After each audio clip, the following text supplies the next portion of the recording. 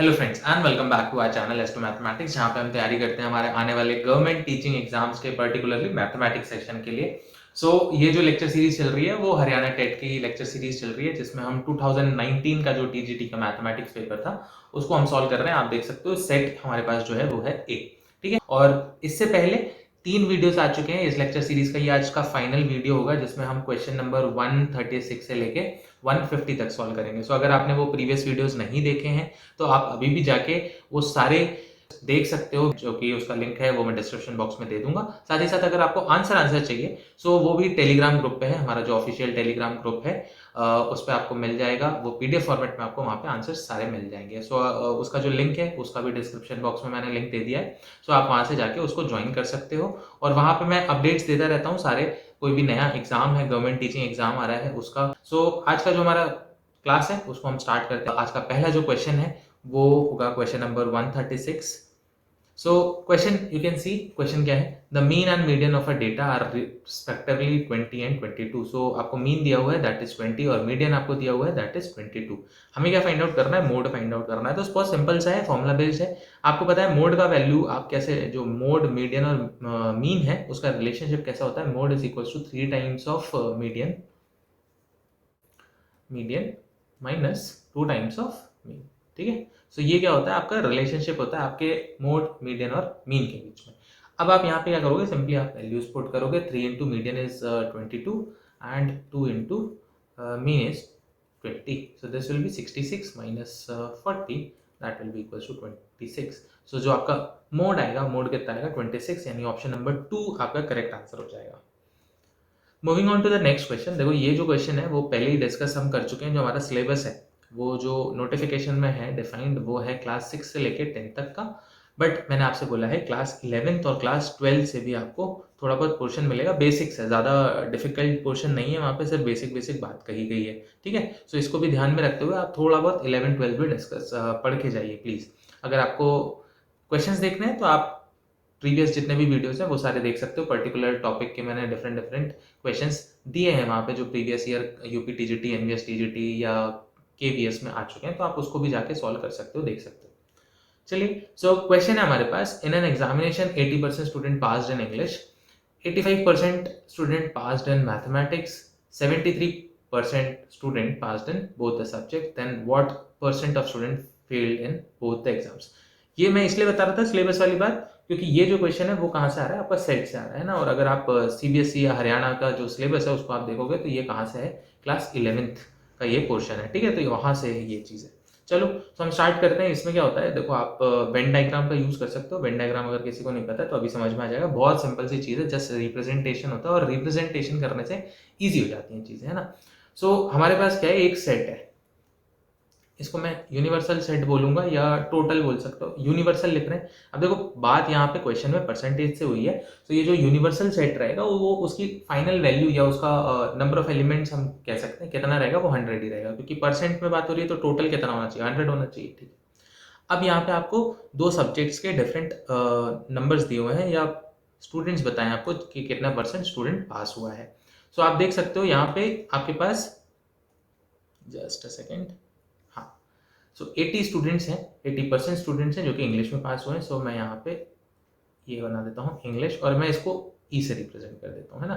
चलो इंग्लिश लिख देते हैं, सेट को हम रिप्रेजेंट करते हैं ई से। ये कितना है आपके पास, 80% है। 80% स्टूडेंट आपके इंग्लिश में पास हुए हैं। फिर आप यहाँ से देख सकते हो कि आपके पास जो 85% स्टूडेंट हैं, 85% स्टूडेंट्स वो किस में पास हुए हैं, मैथमेटिक्स में। मैं एम यूज़ करूँगा मैथमेटिक्स के लिए। एम, और कितना है, 85% है। अब आप यहाँ पे देखो कुछ जो स्टूडेंट्स होंगे वो दोनों में पास हुए हैं, इसका मतलब कितना है, 73% कैसे हैं, दोनों सब्जेक्ट में पास हुए हैं। तो ये जो इंटरसेक्शन फॉर्म हो रहा है ये किसको रिप्रेजेंट करेगा, जो बच्चे दोनों सब्जेक्ट में पास हुए हैं, maths as well as English. ठीक है, this will be both, this will represent both. और इसको मैं क्या बोल सकता हूँ, ई इंटरसेक्शन एम, ये भी बोल सकते हैं ना, क्योंकि जो इंग्लिश में भी और मैथ्स में भी पास हुए हैं। इसका परसेंटेज कितना है, 73। अब हमें फाइंड आउट क्या करना है, रेस्ट जो दोनों ही सब्जेक्ट में फेल हुए हैं। वो बच्चे कौन से होंगे, जो दोनों सब्जेक्ट में फेल हुए हैं, वो ये शेडेड रीजन रिप्रेजेंट करेंगे। ये येलो शेडेड रीजन आपको दिख रहा होगा, ये रिप्रेजेंट करेगा हमारा वो नंबर ऑफ स्टूडेंट्स जो कि दोनों सब्जेक्ट में फेल हो गए हैं। ठीक है, अब पहले तो हम ये फाइंड आउट करें कि ये जो सर्कल्स हैं ये टोटल कवर कितना कर रहे हैं एरिया, या कितने number of percentage of students होंगे जो कि ये एरिया कवर अप कर रहे होंगे। सो इसके लिए हमारे पास सिंपल फॉर्मूला है, अगर आपको याद हो, n of A union B. इसके लिए आपके पास क्या फॉर्मूला होता है, n of A plus n of B minus n of A intersection B. अब ए और बी की जगह यहाँ पे क्या है, हमने सेट ले लिया, हमारा इंग्लिश का सेट है और मैथ्स का सेट है, तो ई और एम हम रिप्रेजेंट कर रहे हैं, सिंपल है। तो मैं इसको लिख लेता हूँ n of E union M. तो इसको हम कैसे लिख सकते हैं, n of E plus n of M minus n of E intersection M. ठीक है, वैल्यूज पुट करेंगे तो कितना आएगा, 80 plus 85 minus 73, this will be nothing but 92%। So total number जो कि इंग्लिश या तो मैथ्स या तो दोनों में पास हुए हैं, वो परसेंटेज कितना है आपके पास, 92% है। सो फेल कितने हुए होंगे, 8%। सिंपल है ना, आप क्या करोगे, यूनियन में से सिर्फ माइनस कर लोगे, यूनियन में से आप माइनस कर रहे हो n of E union M. ठीक है, यूनियन ये जो यूनिवर्सल सेट है इसमें से माइनस कर रहे हो, सो 100 माइनस 92, दिस विल बी 8%। ठीक है, सो इसका करेक्ट ऑप्शन क्या हो जाएगा, ऑप्शन नंबर 2, 8%। आई होप आपको ये समझ में आ गया होगा, सिंपल क्वेश्चन है, बस आपको ध्यान रखना पड़ेगा क्लास 11th का कॉन्सेप्ट। चलो नेक्स्ट क्वेश्चन यहाँ पे देखो, the volume of cube whose diagonal is 2.5 metre. अब देखो पहले क्या बोला गया, आपको एक क्यूब दिया हुआ है और इस क्यूब का आपको वॉल्यूम फाइंड आउट करने के लिए बोला गया, बट ये जो क्यूब का आपको डायमेंशन, जो लेंथ ब्रेथ और हाइट है, वो आपको नहीं मिला हुआ, आपको क्या मिला हुआ है, डायगोनल। ठीक है, तो पहले तो डायगोनल की वैल्यू आपको पता होनी चाहिए। लेट्स से कि ये जो डायगोनल है वो कौन सा है, क्यूब का डायगोनल कौन सा होगा, ये बनेगा, है ना। ये अगर मैं ये दो पॉइंट्स अगर जोड़ दूं, दिस इज क्यूब का diagonal.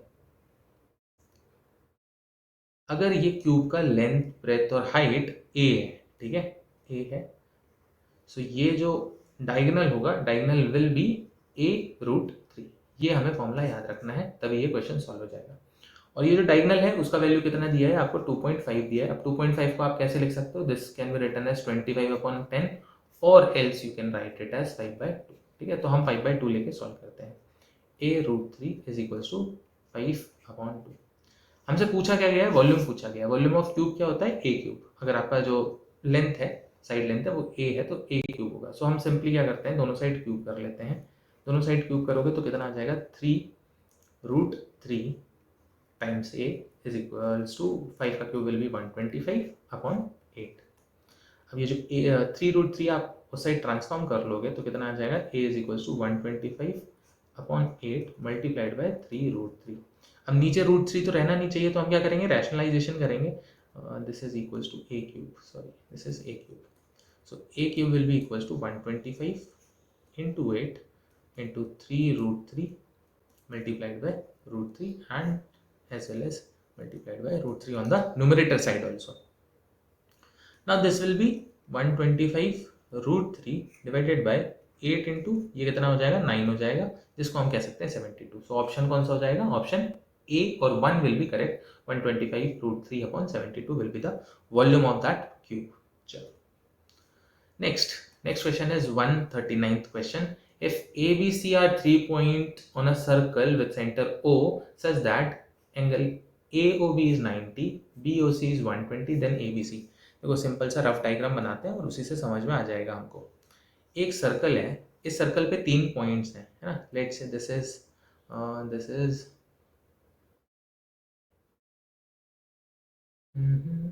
A, let's say this is A, this is B and this is C। Centre से ये कितना एंगल बना रहा है, ये 90 बना रहा है, और ये एंगल कितना है, BOC कितना है, 120। So this is 120, this is 90। अब हमें एंगल पूछा कौन सा गया है, एंगल हमसे पूछा गया है ये एंगल। अगर आप इसको ज्वाइंट कर दो CB एंड BA, तो ये एंगल हमसे पूछा गया है।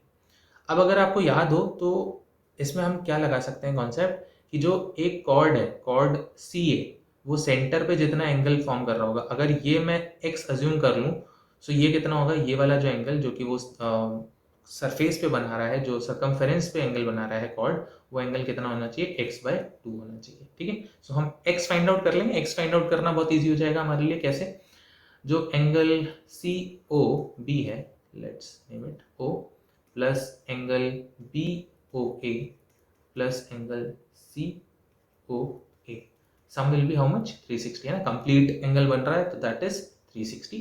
This is 120, this is 90, this is x is equals to 360. जब आप इसको सॉल्व करोगे so x will be how much, x will be equal to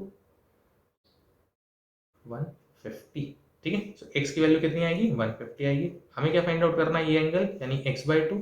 so x/2 will be how much 75 degree. इसका correct option option 2 that is 75 degree is the correct answer.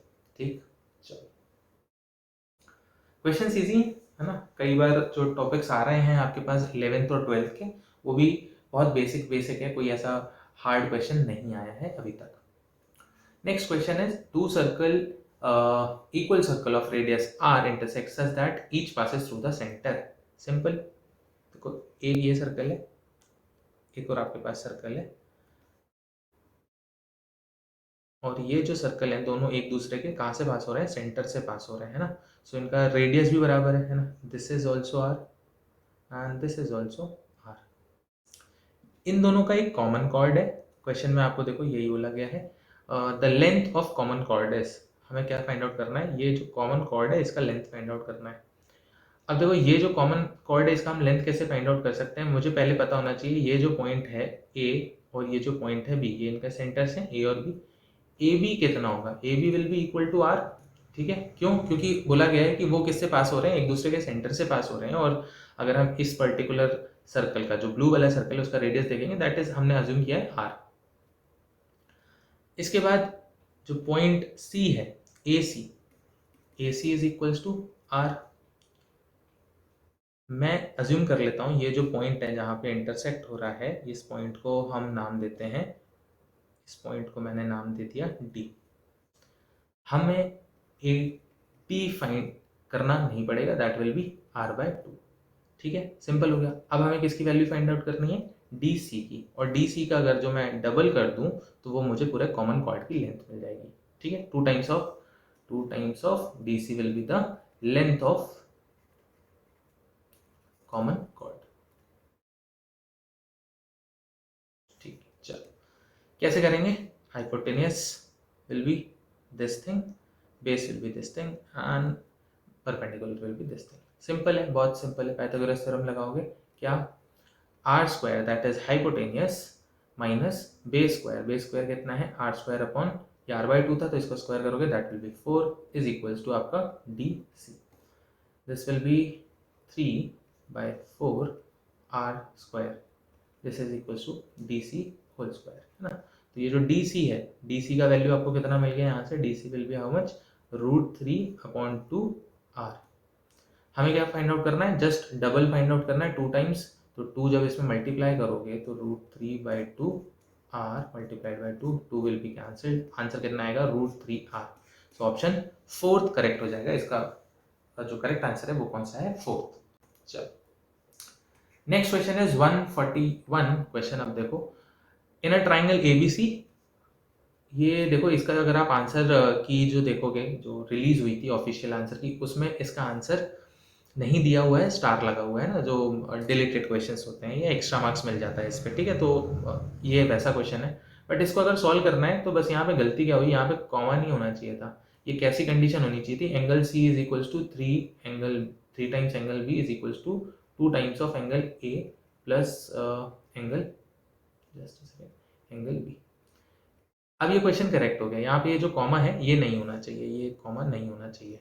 बस ये question अब हम solve कर सकते हैं और करेक्ट हो जाएगा. Next angle A plus angle B plus angle C is equals to how much, this is 180. ये हमने लिख लिया ट्राइंगल सम. ठीक है, ट्राइंगल का एंगल सम. अब एंगल C की जगह पे आप रिप्लेस कर सकते हो इससे 2 times of angle A plus angle B. इसको जब आप ओपन अप करोगे तो कितना हो जाएगा, 3 times of angle A plus angle B is equals to 180.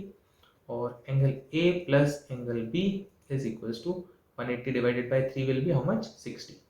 So angle B और एंगल A का सम कितना होना चाहिए, 60 होना चाहिए. देखो एंगल A एंगल B यहाँ पे 30 और 60 करोगे 90 हो जा रहा है, यहाँ पे 30 60 करोगे 90 हो जाएगा. सो ऑप्शन कौन सा करेक्ट होगा, यही होगा. ठीक है, सो एंगल ए कितना होगा हमारा, that will be 20, angle B कितना होगा हमारा 40 और एंगल सी कितना होगा 120।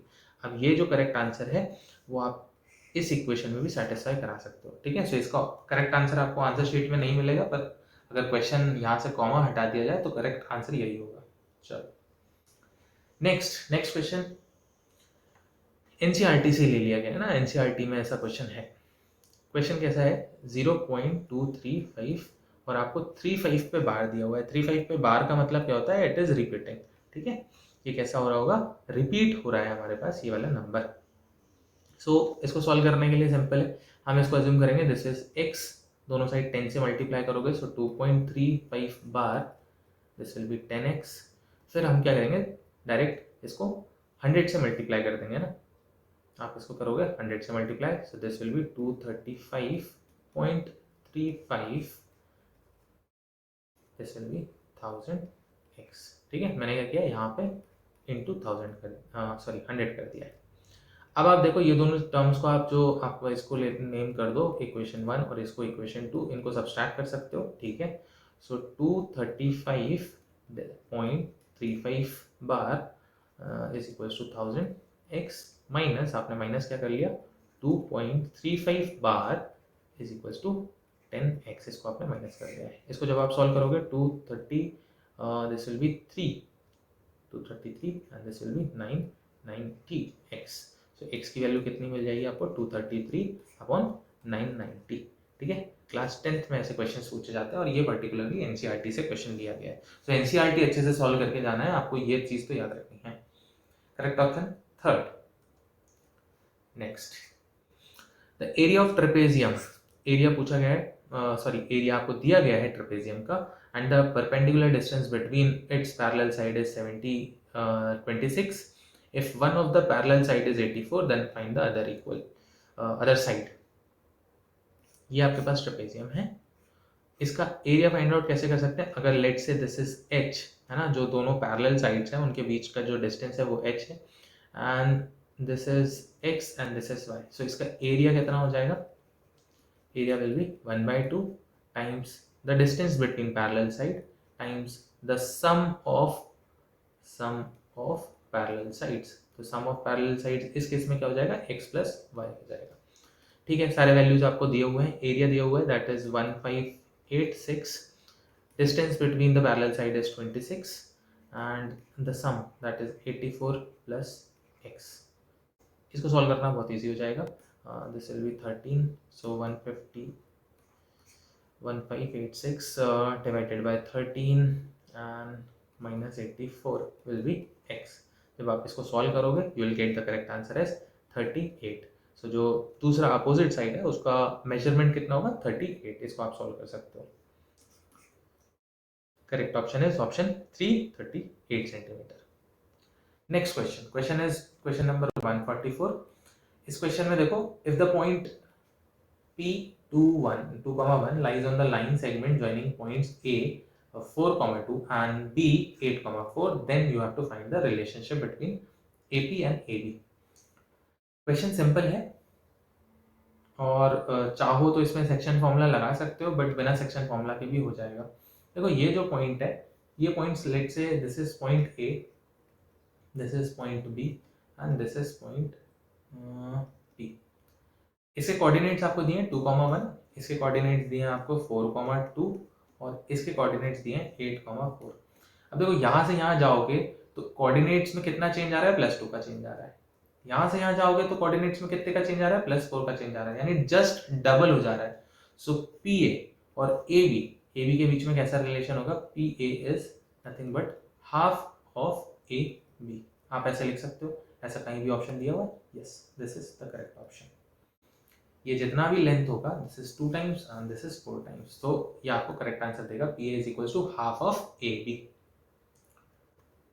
ऐसे क्वेश्चन को सेक्शन फॉर्मूला से आप कर सकते हो, ठीक है, बट सेक्शन फॉर्मूला क्यों ही लगाना, हम जब लॉजिक लगा सकते हैं। Next, what is the area of triangle formed by these points. अब ये जो क्वेश्चन है वो आपका 11th से है ना, 11th के कोऑर्डिनेट ज्योमेट्री से ये क्वेश्चन है। ऐसे केसेस में आपको क्या करना होता है, ऐसे केसेस में आप क्या करोगे, AC+A है ना, यानी आप यहाँ क्या लिख रहे हो, x कोऑर्डिनेट, यहाँ पे लिख रहे हो आपका y कोऑर्डिनेट। नेक्स्ट आप लिखोगे a एंड c, और नेक्स्ट लास्ट जो है a और c माइनस a। जो लास्ट कॉलम है उसमें आप 1 1 1 लिखोगे और मल्टीप्लाई करोगे इसको 2 से। This will give you the area of triangle, ठीक है, this will give you area of triangle. अब इसको सॉल्व करने के लिए सिंपल है, मैं कुछ ट्रांसफॉर्मेशंस कर रहा हूँ। पहले ट्रांसफॉर्मेशन कैसे करूंगा मैं, कि जो हमारा रो 2 है, रो 2 में मैं क्या कर रहा हूँ, row 2 will be transform to r2 minus r1, and जो रो 3 है, रो 3 को कैसे हम ट्रांसफॉर्म कर रहे हैं, r3 प्लस r1। अब ट्रांसफॉर्म करने के बाद मुझे क्या मिलेगा, 1/2 a, this will B 0, this will be also 0, this will B c plus a, यहाँ पे 1 रहेगा, this will B 1 minus 1 0, 1 plus 1 will be 2, and r2 minus, this means this will be minus of a, this is minus of a, and this will be c plus करना है यहाँ पे, so 2 times of c, ठीक है। अब इसको solve करना बहुत इजी हो जाएगा, 1/2, क्योंकि यहाँ के दोनों एलिमेंट्स कैसे हैं, 0 है ना। ये जो आप देख सकते हो रो 2 है या कॉलम 1 है, इसको आप बोल सकते हो, कॉलम 1 के जो नीचे के दो एलिमेंट कैसे हैं, 0 है, सो इन दोनों से तो मल्टीप्लाई करना ही नहीं है, हमें सिर्फ a से फाइंड आउट करना है। तो a multiplied by minus of a into 2 and minus 0, ठीक है, बस इतना ही आएगा। 2 से this 2 will be cancelled and this will B minus of a square. अब यहाँ ये मत ढूंढने लगना माइनस ऑफ a स्क्वायर क्यों नहीं है, ये गलत ऑप्शन दिया है क्या, सही ऑप्शन है, बिकॉज ये माइनस ऑफ a स्क्वायर आ रहा है, वो न्यूमेरिकली नेगेटिव हो सकता है क्या, मतलब पॉसिबल ही नहीं ना, एरिया नेगेटिव नहीं आ सकता, तो इसका करेक्ट आंसर क्या होगा, ऑप्शन 2 ही होगा। इसका करेक्ट आंसर कितना होना चाहिए, a स्क्वायर। चलो नेक्स्ट, बहुत सिंपल सा रेशियो का क्वेश्चन आपको दिया हुआ है। क्वेश्चन में आपको बोला गया है 1/2 is to 2/3 is to 3/4, and जो लोएस्ट नंबर है और जो ग्रेटेस्ट नंबर होगा उसका सम कितना होना चाहिए, 36। अब इनको हम पहले तो ये जो फ्रैक्शन फॉर्म है इसको हम फ्रैक्शन फॉर्म से हटाएंगे। कैसे हटा सकते हैं, पूरे जो नंबर्स हैं, पूरा जो रेशियो है आपको फ्रैक्शन में, उसको 12 से मल्टीप्लाई कर दो। अब हर एक रेशियो को 12 से मल्टीप्लाई करने पे ये कितना आएगा, 6 आएगा। This will be cancelled out 4 and 8 and this will be 9। इसको आप कैसे लिख सकते हो, 6x, 8x, 9x। तो आपके पास जो ग्रेटेस्ट नंबर होगा वो कितना होगा, 9x, और स्मॉलेस्ट नंबर कौन सा होगा, 6x होगा। इनका सम कितना आ रहा है, 36। तो 6x plus 9x is equals to 36x, और this will be how much, 15x, sorry this was 3 3 3 are 9 and 6, ठीक है, and this was sorry the difference find out करना है, सम नहीं, हमें क्या फाइंड आउट करना है, डिफरेंस फाइंड आउट करना है। जस्ट अ सेकेंड, इक्वेशन को हम रीराइट करेंगे। This was 9x minus 6x is equals to 36। अभी सही है, अभी करेक्ट हो जाएगा। This will be 3x is equals to 36 and x is equals to 12। आपके पास x मिल गया कितना, 12। अब आप नंबर फॉर्म कर सकते हो, आपके पास नंबर कौन से थे, 6x, 8x और 9x। सिंपल, x से मल्टीप्लाई करोगे, 6 12 will be 72, 8 12 will be how much, this will B 96 and 9 into 12 will be how much, 108। So correct option आपके पास कौन सा हो जाएगा, this will B 72, 96, 108। Option number 4 आपका करेक्ट आंसर हो जाएगा, ठीक है।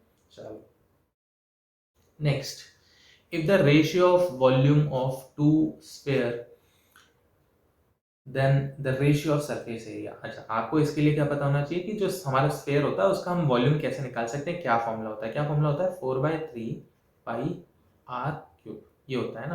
सो अगर पहला स्फेयर है, हम स्फेयर 1 s1 लिख लेते हैं, तो उसके लिए मैं r1 लिख दे रहा हूँ, और आपके पास दो स्फेयर है, 4/3 पाई r2 क्यूब लिख लेता हूँ। इसका आपको रेशियो दिया हुआ है, दैट इज 1/8। यहाँ से आपको क्या मिल जाएगा, यहाँ से आपको मिल जाएगा, देखो 4/3 cancel, pi cancel, so r1 upon r2 whole cube, इसका रेशियो मिल गया आपको 1/8। और इसी से आप क्या डिड्यूस कर सकते हो कि r1 अपॉन r2 ये कितना होगा, 1/2 हो जाएगा, ठीक है। अभी के लिए इतना काफी है।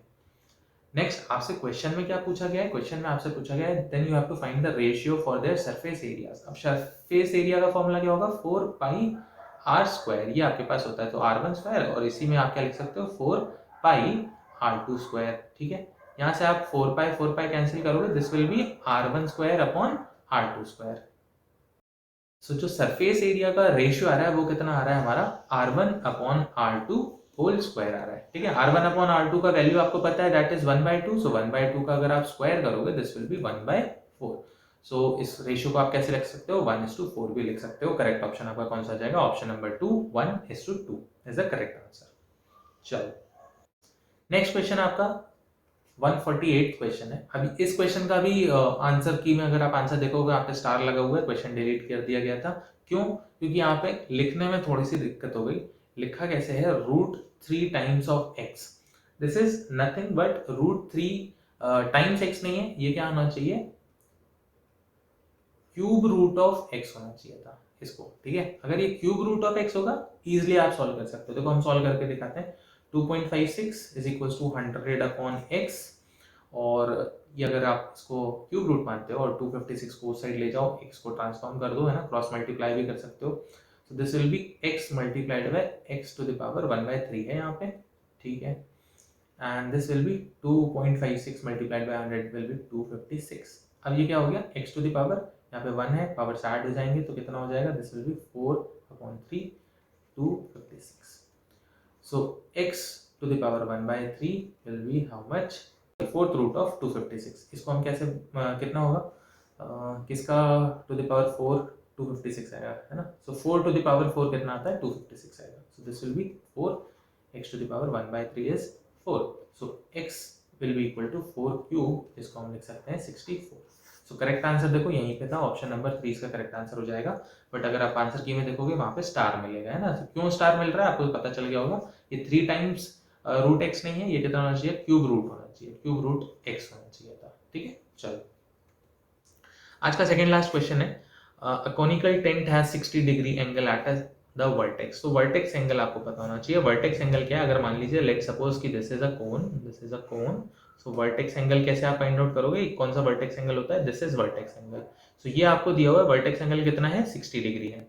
अब अगर ये 60 है, सो this will be half, this will be half, इसका मतलब ये कितना होगा, 30 डिग्री होगा। और ये कौन सा कितना एंगल हो जाएगा, this will be also 60 degree, ठीक है, 60 डिग्री हो गया। Then you have to find the radius and slant height. Ratio find out करना है किसका, रेडियस का। रेडियस का मतलब क्या हो गया, ये पोर्शन, इसको मैं r से रिप्रेजेंट कर देता हूँ, और स्लैंट हाइट के लिए हम क्या लिख लेते हैं, l लिख लेते हैं। अब आपको याद हो तो हम ये कैसे फाइंड आउट कर सकते हैं, हम ये फाइंड आउट कर सकते हैं cos 60 से, क्योंकि cos का रेशियो क्या होता है आपका, बेस अपॉन सॉरी हाँ बेस अपॉन हाइपोटेनियस, सो r अपॉन l। cos 60 कितना होगा, 1/2 होगा, that is r upon l। So r upon l या रेशियो और स्लैंट हाइट का रेशियो कितना हो जाएगा, 1:2। करेक्ट ऑप्शन कौन सा हो जाएगा, 1:2। लास्ट क्वेश्चन, बहुत सिंपल सा क्वेश्चन है, बट हाँ क्वेश्चन का आंसर आएगा आपको क्लास 11th का स्ट्रेट लाइन जब आप पढ़ोगे, तो बहुत बेसिक सा क्वेश्चन है। कोई भी स्ट्रेट लाइन होती है तो उसका इक्वेशन कैसा, स्टैंडर्ड इक्वेशन कैसा होता है, y = mx + c होता है ना, और ये जो m होता है वो क्या होता है, आपका स्लोप होता है। ये हम कई बार पढ़ चुके हैं। सो इक्वेशन आपको दी है 17x - 14 / -73, तो मैं इसको ऐसे लिख रहा हूँ, ठीक है। और मैं अगर स्टैंडर्ड फॉर्म में कन्वर्ट करूँ तो ये कितना हो जाएगा, y = 17/14 टाइम्स x - 73/14, ठीक है। और मैंने अभी बताया कि जो जो x का नंबर होता है, x के साथ जो नंबर मल्टीप्लाई हो रहा है, that is nothing but slope. So correct answer क्या हो जाएगा, option will be option 3 will B correct, 17/14 ये इसका करेक्ट आंसर होगा, ठीक है। सो ये तो लास्ट क्वेश्चन था, और इसी लास्ट क्वेश्चन को करते हैं हमने, जो हमारे मैथमेटिक्स सेक्शन का जो भी जितने भी क्वेश्चंस आए थे हरियाणा टेट के 2019 के टीजीटी पेपर में, वो सारे कंप्लीट करेंगे, ठीक है। ये टीजीटी के लिए सीरीज थी। पहले एक पेपर हम जो 2021 का पेपर है उसको भी हम सॉल्व करेंगे टीजीटी वाला, फिर हम पीजीटी के लिए भी करेंगे। सो अगर आप वो चाहते हो, वो वीडियोस भी देखना, तो प्लीज़ ये जो चैनल है उसको सब्सक्राइब करो। अगर वीडियो अच्छा लगता है तो अपने फ्रेंड्स के साथ शेयर करो, और इसको वीडियो को लाइक भी करके जाओ। Thank you so much for watching, keep learning, bye bye.